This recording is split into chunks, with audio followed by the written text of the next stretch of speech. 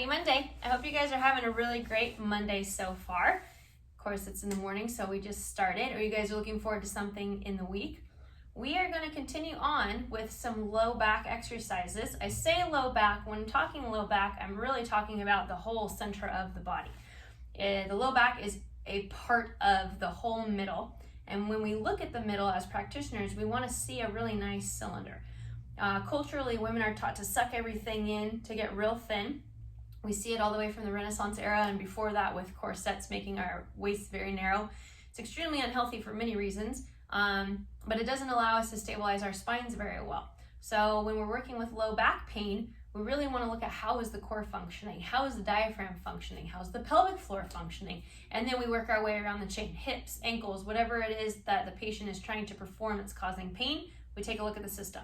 So when we are integrating exercises into the system, the easiest way to do that is to get them close to the ground so that we have more surface area contact with the ground to give us feedback into the system as to how our core is doing. So I'm going to teach you guys the bird dog because I think this is a really great way of replicating the crawling pattern that we see in infants that leads itself to walking, where we find some people get some low back pain. So we're going to start on our hands and knees, and we want to make sure that the spine is lined up. So I'm going to tuck my chin back ever so slightly.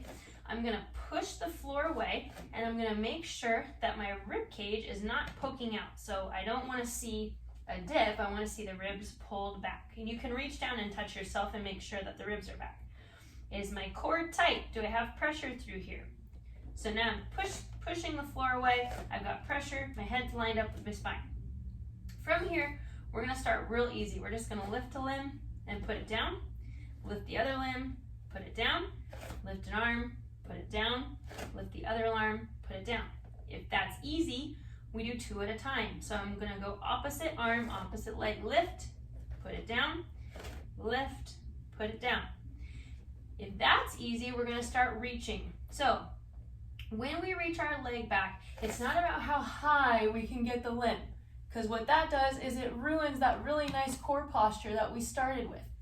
What we really want to do is get the glute involved, maintaining a really nice stable center. So again, I'm going to check my core pressure, make sure my ribs are tucked in, and I'm going to take this leg, I'm going to stretch it straight back. From here, right now my pelvis is level, so I need to keep it there. I'm going to squeeze my glute and lift my leg off the floor. I'm not lifting it, I'm just squeezing the glute until the leg comes up. Then I bring it down. Same thing with the other side. I'm going to stretch it back, and I'm going to squeeze the glute muscle until the leg comes up off the floor.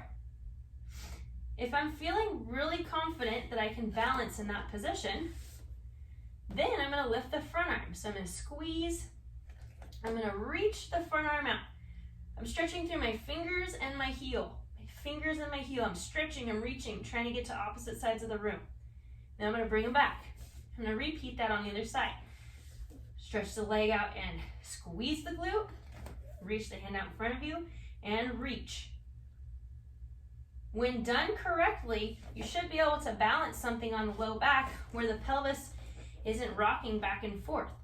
Right? And I'm not swaying, so I don't lean to lift the leg. I'm using balance between the other limbs in contact with the ground to stay right into the center of the body. So I want you guys to go ahead and give that bird dog a try. If you don't know if you're staying completely neutral spine or if the core is engaged, find something to sit on your low back and see if you can maintain its position as you lift the arm and the leg and bring it back. You lift the arm and the leg and you bring it back. If it's rocking side to side and that object falls down, then you know you're leaning or you're rolling to try to get that leg behind you, which means that core pattern for you is a little bit of a weak pattern. So we use this assessment to find the weak pattern, and then we use this assessment to correct the weak pattern. Ideally, at the end of the day, crawling leads to walking, and we need to be able to balance these cross-chain core patterns, make sure the core stays as a cylinder as our arms and our legs move, so that we're not using our back to create stability when that's unnecessary. Give this bird dog a try. Let me know if you guys have any questions. I hope you guys have a really great rest of your week, and we will see you next Monday.